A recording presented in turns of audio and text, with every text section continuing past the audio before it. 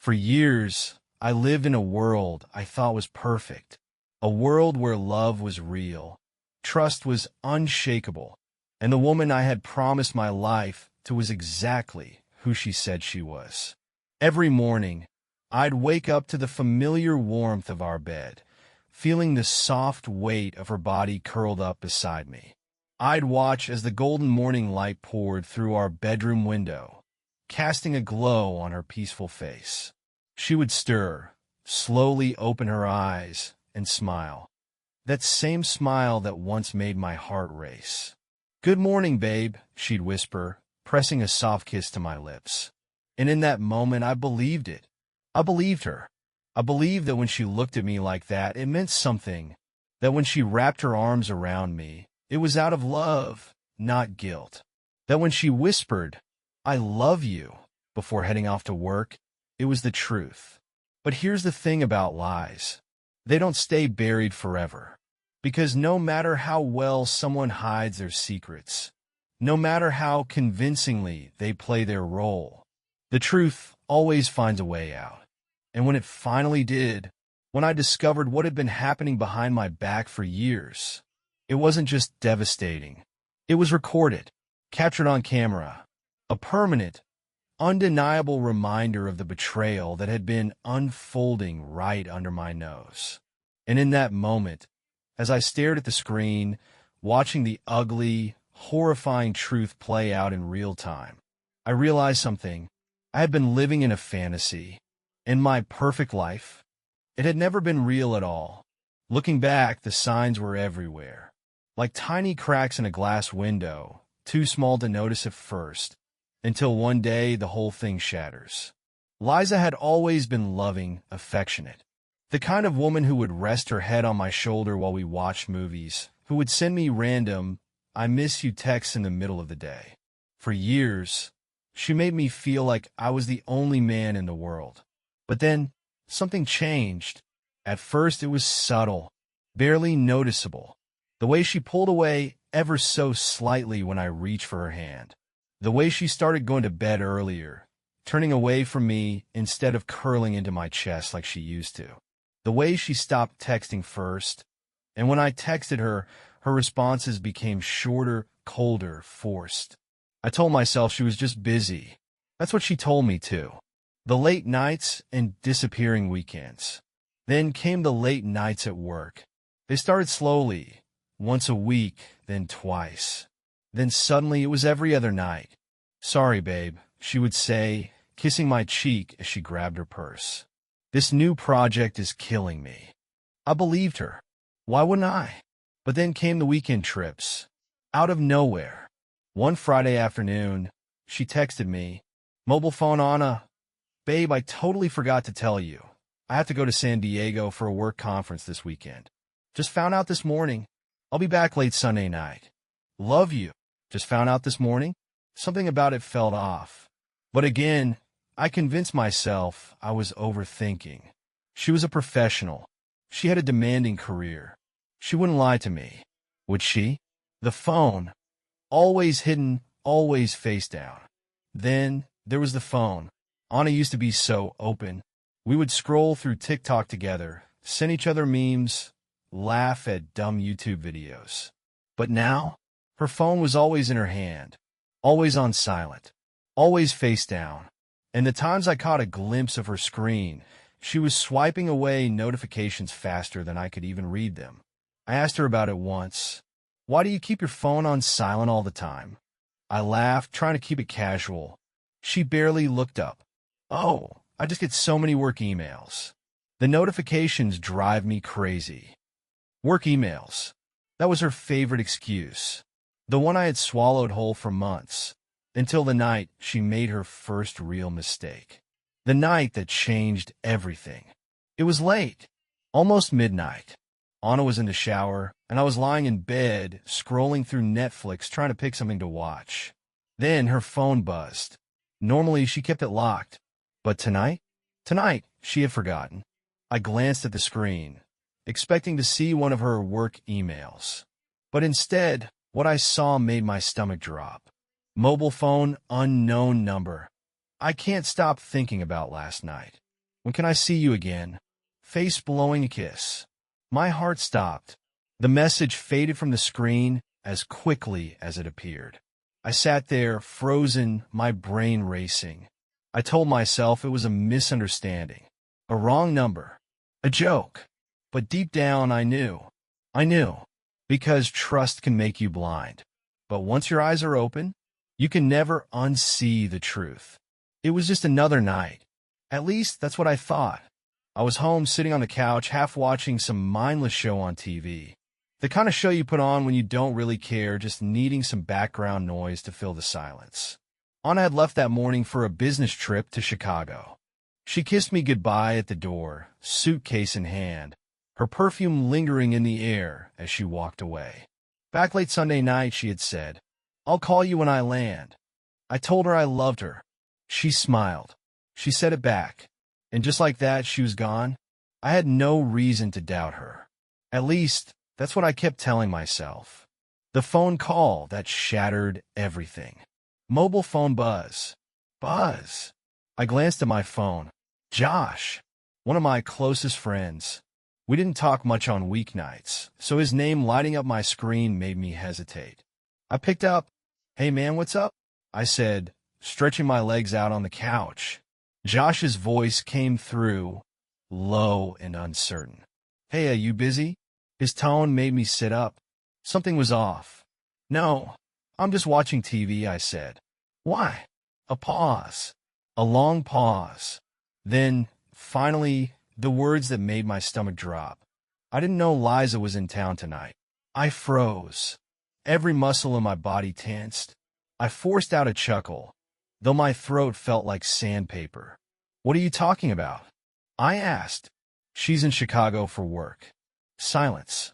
A silence so thick, so deafening, that it felt like the air in the room had been sucked out. Then Josh exhaled. "Mark, I just saw her downtown." My grip on the phone tightened. My heart pounded. "What?" My voice came out sharp, clipped. "I was grabbing drinks with some co-workers," Josh said slowly. "And I saw her. She was at that rooftop bar on 5th. I shot up from the couch, my pulse hammering in my ears. "Are you sure?" I demanded.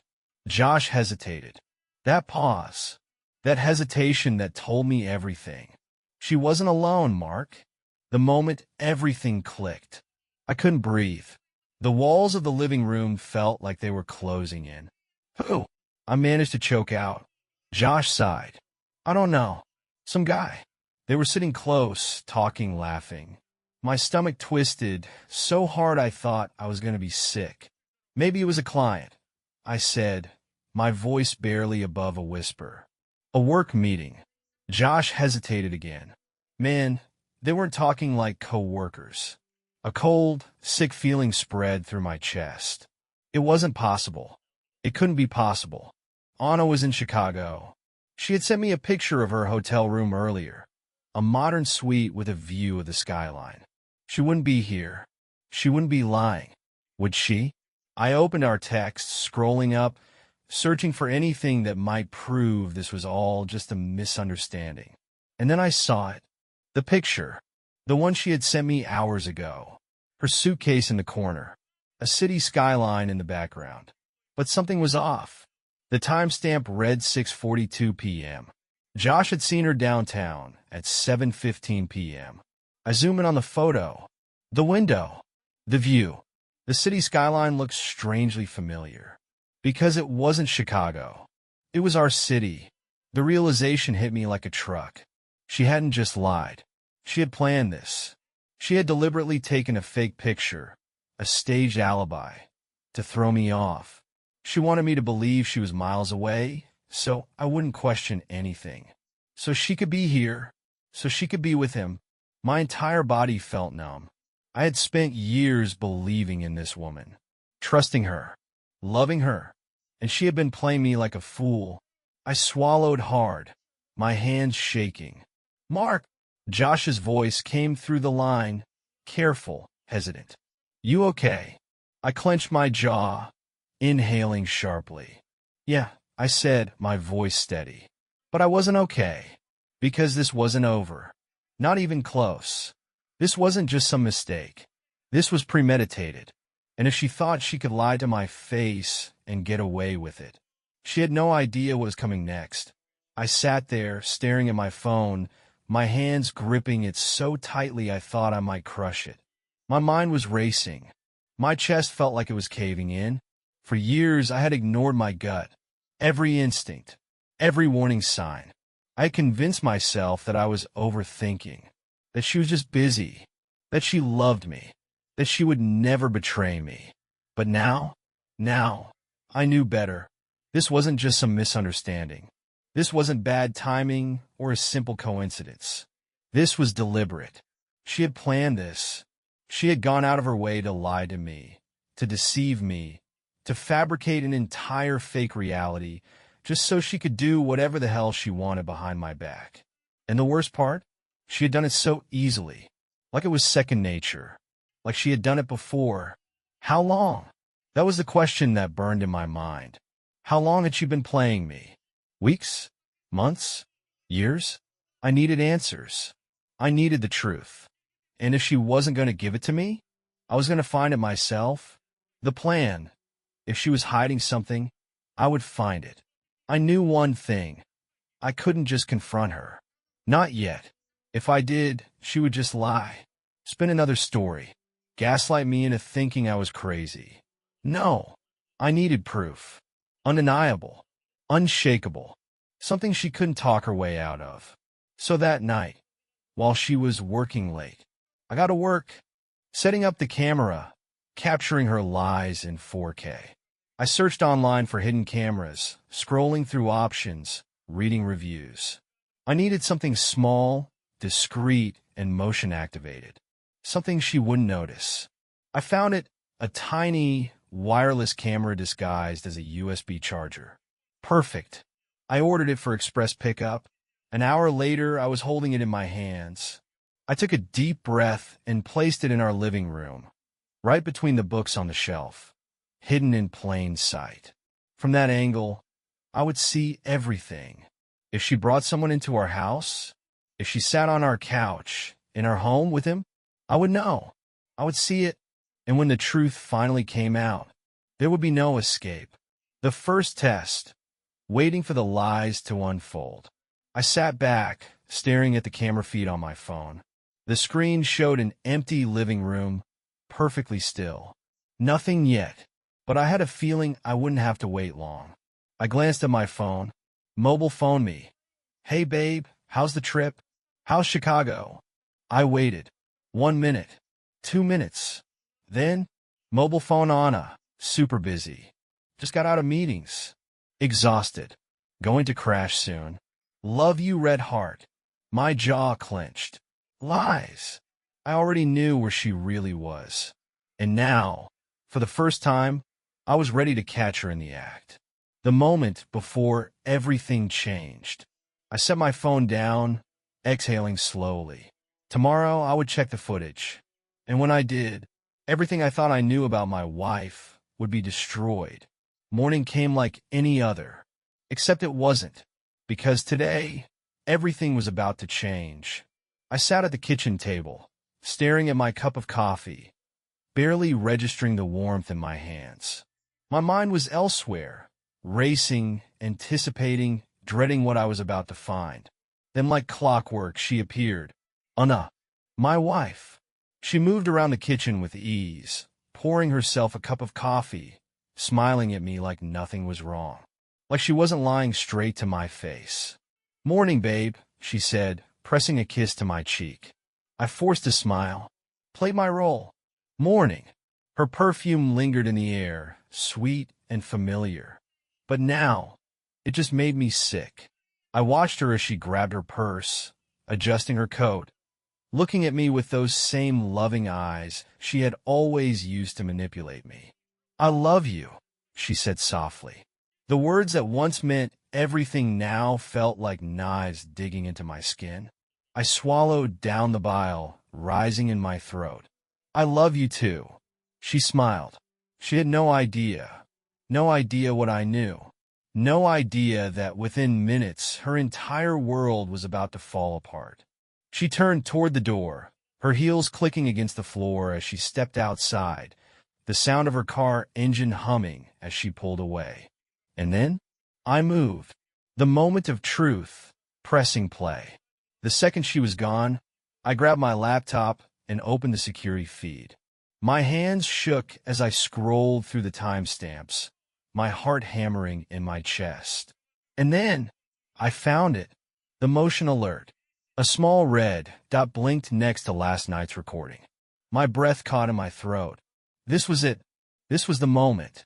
I clicked play, and what I saw destroyed me. The Betrayal in full HD. At first, the screen was still, an empty living room, the soft glow of the city lights spilling through the window. Then movement. Anna walked in, not alone. A man followed behind her, closing the door with a casual confidence that made my stomach turn. He wasn't nervous. He wasn't hesitant. He belonged here. My hands clenched in a fist as I watched Anna turn to him, smiling. Not just any smile. Not the polite, forced kind you give a coworker or a friend. This was the smile she used to give me. The one that used to make me feel like the only man in the world. Now, she was giving it to him. She said something too quiet for the mic to pick up, but the way she leaned in, the way she touched his arm, it was intimate. Familiar. Then, the moment that made my blood turn to ice. She kissed him. My wife. In my home. On the couch where we had spent countless nights curled up together, whispering about our future. On the couch where she had once told me she couldn't imagine life without me. That same couch was now where she was betraying me. With him, the final blow, her words, her lies. Just when I thought it couldn't get worse. It did, because then she spoke. Speed balloon Anna, on video, I don't even feel guilty anymore. Mark is so clueless. I felt something inside me snap. I paused the video, stared at the screen, my own wife's words ringing in my ears. She didn't just lie to me. She didn't just cheat. She mocked me. She laughed behind my back. Called me clueless. Like I was some kind of joke. Like I wasn't even worth the truth. She thought she had won. She thought I would never find out. But she was about to learn. She had just made the biggest mistake of her life. The screen flickered, and for a moment, I held on to the desperate hope that maybe, just maybe, I had been wrong. Maybe the shadows in the footage weren't what I thought they were. Maybe this was all a misunderstanding, some cruel trick my mind was playing on me. But then she walked in. Anna. She moved through the front door like she had 1,000 times before, tossing her bag onto the couch, running a hand through her hair, sighing as if she'd just had the longest day at work. Except she wasn't alone. A figure stepped in behind her, closing the door with an ease that made my stomach lurch. He wasn't sneaking. He wasn't cautious. He wasn't acting like someone who knew he shouldn't be here. Because to him, this wasn't forbidden territory. He had been here before. I sat frozen, my heart slamming against my ribs, my fingers gripping the edge of the desk so hard they went numb. It wasn't a coworker. It wasn't a stranger. It was Daniel, my best friend, my brother in everything but blood, the guy who had stood beside me at my wedding, given a speech about loyalty, about trust, about how lucky I was to have Anna in my life. The same man who was now standing in my home, moving with confidence, like he belonged there. Like this wasn't his first time. Anna turned to him, and they locked eyes.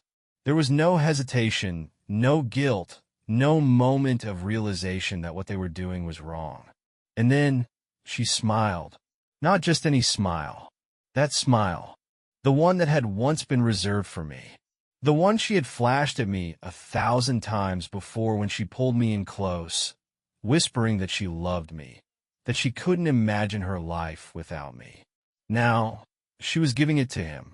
She reached for him, her fingers trailing down his arm like it was the most natural thing in the world. He smirked, his head tilting slightly as he leaned in. So damn casual. Like this wasn't a betrayal. Like they weren't tearing my life apart with every touch. And then they kissed. My vision blurred. My ears rang. My entire body tensed with a rage so intense I could barely breathe. They weren't just kissing. They were comfortable. Familiar. Like they had done this 100 times before. Like I was the only one who hadn't known. Like I was the fool. I felt a violent wave of nausea rise in my throat. My stomach twisting. My entire body rejecting what my eyes were seeing. But the worst part wasn't the kiss. It wasn't the way her hands tangled in his hair, the way he pulled her closer, the way their bodies fit together like this wasn't new, like this was routine. No. The worst part came after. When she pulled away, breathless, her fingers still resting on his chest. When she laughed. And then, through the tinny speakers of my laptop, I heard her say it. I don't even feel guilty anymore. Mark is so clueless. Everything inside me shattered. I paused the video, stared at the screen, my breath coming in shallow gasps. She said it so casually, so effortlessly, like I didn't matter, like I had never mattered, like I was nothing more than a joke. Clueless. That was the word she used. Like I was some pathetic, blind idiot who couldn't even see what was right in front of him. Like all the nights I had spent loving her, trusting her, defending her, were just some grand punchline. I sat there completely still, my entire body numb. For years, I had believed in this woman. I had built my life around her, and she had been doing this behind my back. For how long?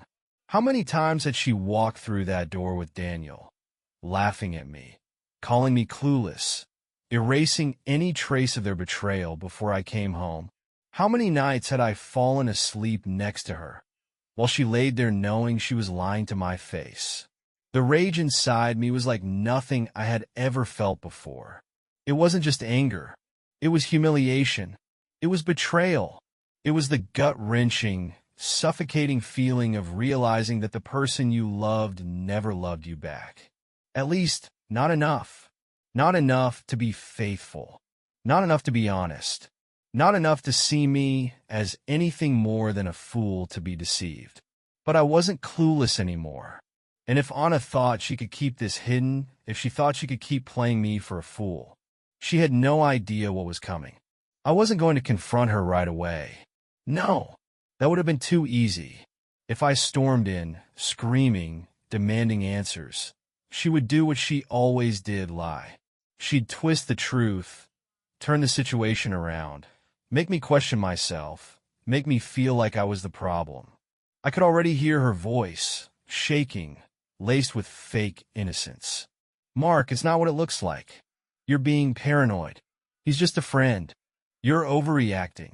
No, not this time. This time, I wasn't going to give her the chance to talk her way out of it. I was going to destroy her lies. I was going to make sure that when I confronted her, there would be no escape. I backed up everything. The footage, the screenshots, the audio clips of her laughing, calling me clueless. I saved it to multiple drives, one on my laptop, one on an external hard drive, another in the cloud. Just in case she tried to delete the evidence. Because she would try. I knew Anna. I knew how she operated. She was a master manipulator, always finding a way to make herself the victim. If I came at her now, she would turn this around on me, say I was invading her privacy, that I was the one who had broken her trust by recording her. She would cry. She would beg, and I wouldn't let her. I needed to break her in a way that left no room for doubt. I needed her to show me just how deep the betrayal ran. So I set one final trap. I sent her a text. Mobile phone me. Hey babe, I was thinking let's do something special this weekend. Maybe a little getaway? Just us. I watched the screen waiting. A minute passed. Then, mobile phone Anna. Ah, that sounds amazing.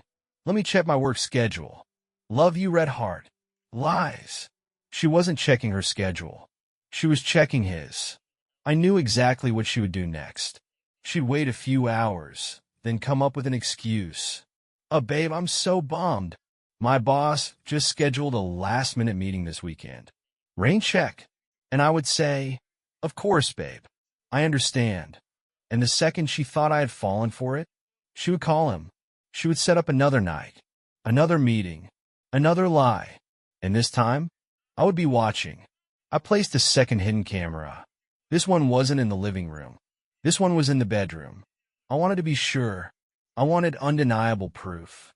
Because part of me, some pathetic, broken part, still wanted to believe she wouldn't go that far.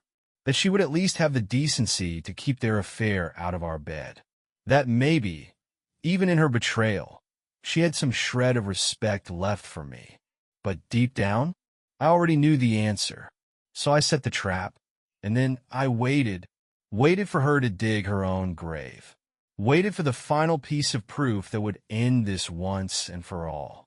And when it came, she wouldn't just lose me. She'd lose everything. That night, I played my role perfectly. I smiled. I laughed. I kissed her on the cheek like I always did, like I wasn't standing on the edge of a storm, like I wasn't about to tear her entire world apart. Anna walked through the front door, slipping off her heels, tossing her purse onto the kitchen counter, moving through the house with the same ease she always had. Like nothing was wrong, like she hadn't been in our bed just hours ago with another man. My best friend. I watched her, feeling the rage coil tight in my chest. The betrayal was suffocating, but I didn't let it show. Not yet, because the best part of a trap is letting them walk right into it. She turned to me with a soft smile, her eyes warm, familiar, filled with lies. God, I missed you, she sighed, walking over to wrap her arms around my waist, resting her head against my chest. I stiffened. The audacity. She smelled like lavender and vanilla, like she always did. But now, the scent made my stomach turn. How many times had she done this before? How many nights had she come home to me, kissed me, held me, whispered that she loved me, with the taste of him still on her lips? I forced a chuckle, stroking her hair, pretending. I missed you too, babe. I murmured. Lies. She looked up at me, her gaze filled with that false sweetness she had mastered so well. Chicago was exhausting, she said, shaking her head. Non-stop meetings. But I'm so glad to be home. Her voice was smooth, effortless. She didn't even hesitate. She had done this 1,000 times before. I clenched my jaw, my fingers twitching at my side. She had no idea. She had no idea that I knew everything. She had no idea that in just a few minutes, the walls of her perfect little illusion were about to come crashing down. I pulled out a chair at the dining table and gestured for her to sit. Come on, I said lightly. Tell me all about your trip. She beamed, walking over, sitting down gracefully. And then she talked. She talked and talked and talked. Told me all about the fake trip, the fake meetings, the fake coworker she had supposedly spent time with. She was so damn detailed. She described the restaurant she had dinner at, the hotel view, the way her boss had been so stressed about the new campaign. I sat there, nodding, listening to every word, memorizing every lie, letting her dig her own grave. She was so sure of herself, so comfortable in her deception. She truly believed I was still clueless. And that was my favorite part, because what she didn't know was that I had set up the TV, and in just a few seconds I was going to press play, and everything would change. I let her talk, let her weave her perfect little web of lies, sitting across from me at the dining table, so sure of herself. She smiled. She laughed. She even reached across the table and touched my hand like she still owned me, like she still had me wrapped around her finger. I could almost admire the confidence. Almost. Because in just a few seconds, she was going to realize her game was over. She was going to watch her own lies crumble in real time. And there would be no way out. I pulled out my phone, casually, slowly. Her eyes flickered to it for a moment, but she didn't seem to think much of it. She kept talking, spinning another bullshit story about how exhausting her business trip had been, how she barely had time to breathe. I didn't say a word. I just unlocked my screen, scrolled to the save footage, and hit play. Clapperboard, the screen lit up. Anna's voice filled the room. But it wasn't the voice of the woman sitting in front of me, spewing fake details about a fake trip. No, it was her voice from last night. The voice of a woman who thought she would never get caught. Speech balloon Anna. On video, I don't even feel guilty anymore. Mark is so clueless. Silence. A silence so thick I could feel the weight of it pressing against my chest. I watched her face. Watched as her smile vanished. Watched as her skin drained of color. Her breath caught in her throat. Her hands trembling as she gripped the edge of the table. Mark! Her voice was barely above a whisper. Panicked. Scared. But I wasn't done. I tapped the screen again. The video continued. Clapperboard Anna walking into our home. Clapperboard Anna turning to him, Daniel.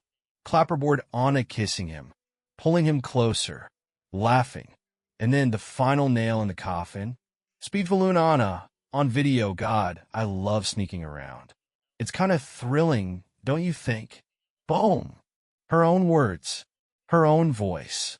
No escape. Her hands flew to her mouth.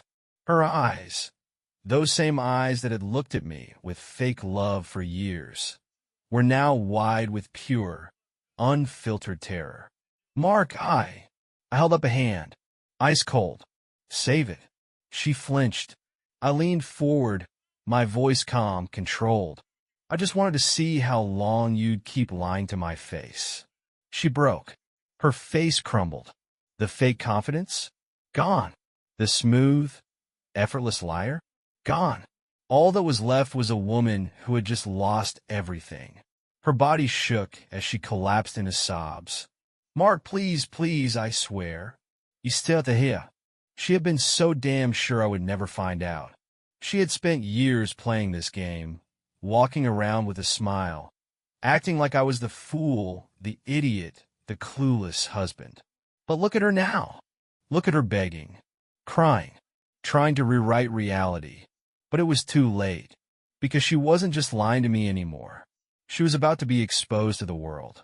I reached for my phone again. This time, I went live. Mobile phone, everyone, meet Anna, the woman who spent years lying to me, betraying me, laughing at me behind my back.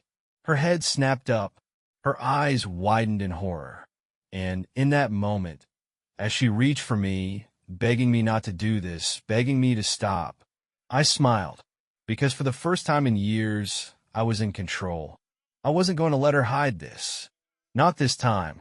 Not after everything she had done. For years, she had gotten away with it, smiling to my face, lying effortlessly, sneaking behind my back like it was the easiest thing in the world. She thought she could control the narrative. She thought she could spin another excuse, shed a few tears, and I would just forgive her. But she underestimated me, because tonight, the whole world would see who she really was. My fingers tightened around my phone. My heart pounded in my chest, but my hands were steady. I unlocked the screen, went to my social media, and with a simple tap, I went live. Red circle live. The screen loaded, and within seconds, the viewer count started ticking up. 10, 50, 200, 1,000. People flooded in, the comment section exploding before I even said a word. Speech balloon, wait. What's happening? Speech balloon, bro looks serious. What's going on? Speech balloon, drama alert? Spill it. Anna's eyes flicked to my phone. She froze. Her breath caught in her throat, and for the first time all night, she truly looked terrified. Good. She should be scared, because this was her reckoning. Mobile phone, everyone, I said, my voice calm measured. Meet my wife, the woman who has been lying to me for years. The chat erupted. Speech balloon, what? Speech balloon, no way, dude. Speech balloon, expose her. Speech balloon. OMG, what did she do? Anna's mouth fell open. Her hands trembled as she reached for me. Mark, please. Her voice cracked. Don't do this. Please, we can talk. I stepped back, let the camera capture every inch of her tear-streaked, panicked face. Mobile phone, you want to know what she did? I continued, my voice steady. Here, let me show you. I switched the screen, pulled up the footage, and hit play. Clapperboard the screen filled with her betrayal. Anna walking into our home, not alone. Anna kissing him, touching him, whispering things in his ear, things she used to whisper to me. And then the final blow. Speech balloon Anna, on video. I don't even feel guilty anymore. Mark is so clueless. The comments exploded. Speech balloon, no way. She said that. Speech balloon, she did not just call him clueless LMO. Speech balloon, bro, this is insane. I feel so bad for you. Speech balloon posts this everywhere. Speech balloon, she's crying now? Where was that energy before? Anna collapsed into sobs. Mark, stop, she screamed, desperate, shaking, gasping for air. But I just watched her. Watched as she fell apart under the weight of her own choices. She had spent years lying to me. Now she was drowning in the truth. The viewer count kept climbing. 5,000, 10,000, 15,000. And then I saw familiar names popping up in the chat. Her co-workers, our mutual friends, her family. Speech balloon, wait, is that ANA? Speech balloon, oh my God, her room is watching this. Speech balloon, not her boss in the chat, loudly crying face, loudly crying face, loudly crying face. Her face turned ghost white. This wasn't just a fight between us anymore. Everyone knew. Her family, her friends, her entire world. Her perfect image, shattered. Her well-crafted lies, gone. And all she could do was sit there, helpless, as her reputation crumbled in real time. I turned the camera back to myself. Mobile phone, and that, my friends, is what betrayal looks like. I let the words sink in. Then, with a single tap, I ended the stream. Red Circle Live ended. Anna sat there, gasping, sobbing uncontrollably. She had nothing left. No excuses. No explanations. Just the cold, brutal truth staring her in the face. I grabbed my keys, turned toward the door. Without looking back, without giving her another second of my time, I spoke one final time. You should start packing. Then I walked out, and as I stepped into the night, breathing in the cold, crisp air, I smiled, because after years of lies, deception, and betrayal, the truth finally won.